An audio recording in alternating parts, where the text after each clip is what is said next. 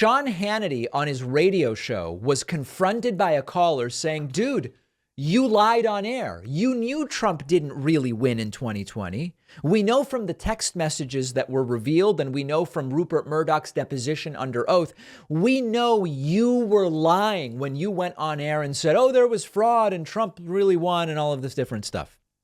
And Hannity tries to backpedal and explain away, and it is a delight to see. This is from the Ari Melber MSNBC show, where they compiled a bunch of different things. The backstory, of course, is that on air, on Fox, after the 2020 election, Hannity and Laura Ingraham and Tucker and many others were pretending, we now know, that they agreed. Yeah, Trump really won. It was stolen. Joe Biden didn't really win.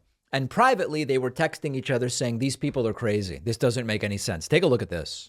You knew the election wasn't stolen from Trump, and you guys lied about it anyway because you felt you had a good reason. So this is a caller to Hannity's show a few days ago. No, if you listen to what I said on the air every day, what did I talk about? Let me remind you. Many Americans do not believe that this election was fair. I feel that way. Wow. It's a corrupt and an embarrassing disgrace. Whoa. I'm asking you if you all knew that the election wasn't stolen from Trump, and yet you... No, you're not listening to what I'm saying. I said I had problems, that there were integrity issues. Our Dominion system's prone to human error.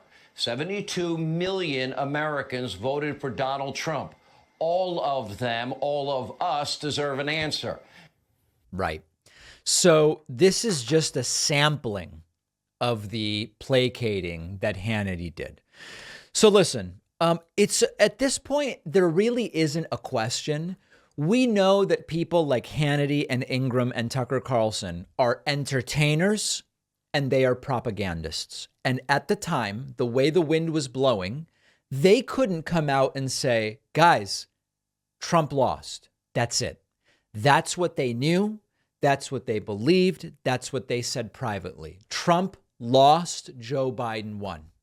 But they're not in a position to actually say that to their audience because there were 63 lawsuits and their producers were booking guests for them like Sidney Powell and Rudy Giuliani and the entire thing. So they did what they had to do as entertainers, while privately they had their views about the facts of the matter. This proves to us they aren't true believers. When it comes to someone like Sidney Powell, that kooky lawyer who has been disbarred now for multiple bar associations, she does seem like a true believer. She actually seems insane. She raises religious aspects to what she did and believes and all these different. She seems genuinely out of her mind like a true believer. But Hannity, Tucker, Ingram, and others, they didn't believe it. We suspected they didn't believe it. They wanted to maintain their audiences. They wanted to maintain their jobs and their incomes. And probably, in many of these cases, they wanted to maintain friendliness with Donald Trump himself. Good for this caller for confronting Hannity.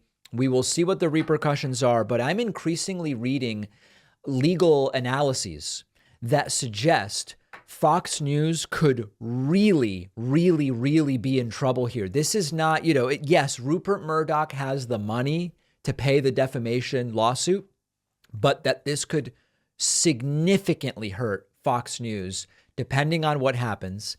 And that would be great. And it's not about me saying, I know that I'm already getting messages from right wingers saying, David, you're just advocating for censorship. When you say, I hope this lawsuit is terrible for Fox News, you're advocating for them to be censored. No. We're talking here about consequences to defamation.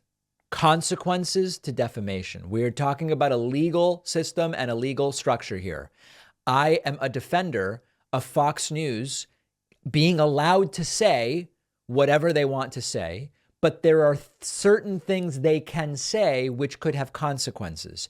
If some of their speech is defamatory, there is a legal process that is part of our judicial system that would hold them accountable. So what I am talking about, what I am pushing for is accountability. It is not about revenge, censorship, or curtailing free speech. Fox News did this thing. They have been sued, and it is now in the courts to figure out what the repercussions should be. maybe tomorrow, maybe Wednesday, I will do a deeper dive into how this might actually destroy Fox News.